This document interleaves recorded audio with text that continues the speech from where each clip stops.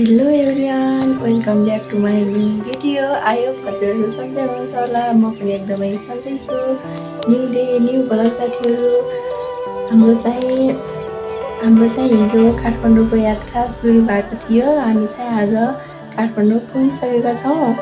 काठमाडौँ आउँदा चाहिँ मैले बिचमा भिडियो बनाएको थिएँ, तर मैले चाहिँ भ्लग स्टार्ट नगरी भिडियो मात्रै खिचेको थिएँ, त्यही भएर भिडियो हेर्दिनँ होला। म चाहिँ सुर्खेतबाट आउँदा गाडी नपाएर मलाई लिन सुर्खेत नै जानुभएको थियो। हावा लागेको भएर मेरो भोइस नै सुनेको थिएन, त्यही भएर मैले पछि बोलिरहेको छु। बोलेर भिडियो बनाउँदा हावाले नसुनेको भएर मैले बिचबिचमा भिडियो खिचिरहेको छु, हेरिदिनु होला।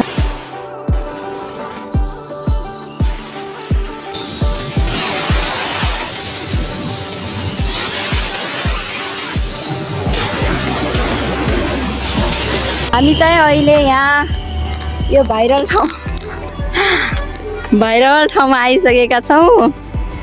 हामी चाहिँ के अरे सुर्खेतदेखि 1 बजीतिर हिँडेका थियौँ। यो के ठाउँ अरे?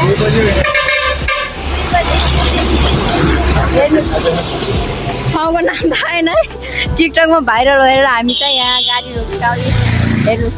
चाहिँ अब यो भाइरल ठाउँदेखि यहाँदेखि जाँदैछौँ। यहाँ चाहिँ नाक पनि रहेछ, नाक यति धेरै मान्छे हुनुहुन्छ। यहाँ चाहिँ यो शिव हामीलाई चाहिँ हस्पिटलमा ढिला हुन्छ फेरि, त्यही भएर अब हामी चाहिँ जान्छौँ। हामी चाहिँ अहिले बुटोल आइपुग्यौँ। हेर्नुहोस् बुटोल। हामी चाहिँ जरदेखि हिँड्दा चाहिँ 1:30 हिँडेका थियौँ। अहिले चाहिँ हामी बुटोलमा पुग्दा 9:30 भइसकेको छ। अब चाहिँ आज हामी 1 बजेर बिहानै उठेर जाने।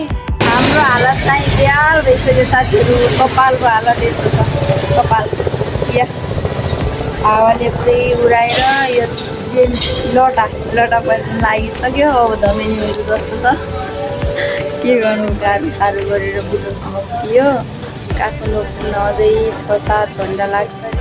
हामी चाहिँ हिजो बुटोल बसेका थियौँ। बिहानै 6 बजे उठेर हिँड्यौँ। प्यान्ट टी सर्ट लगाएर टाउकोमा सल बाँधिरहेको छु, किनभने हिजो मेरो टाउको दुखिरहेको थियो।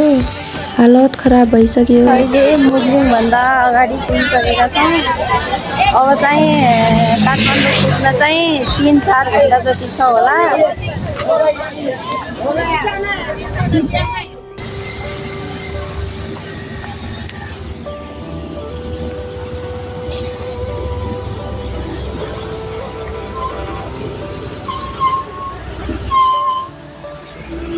बाटो देखिन्न त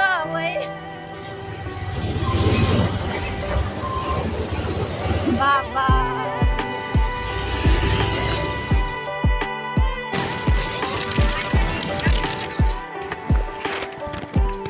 हामी चाहिँ काठमाडौँ पुगिसकेको छौँ।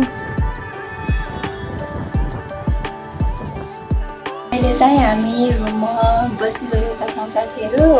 हामी चाहिँ अघि 1 बजीतिर काठमाडौँ पुगेका थियौँ। अब चाहिँ हामी नुहाइधुवाइ गर्नु पर्यो। यहाँ बाइकमा आएकोले हालत खराब भइरहेको छ। हाम्रो घुमघाम चाहिँ भोलि हुन्छ। हाम्रो भ्लग कस्तो हुन्छ भोलिको सबैजना हेरेर माया गरिदिनु होला। आजको भ्लग यति नै हुन्छ।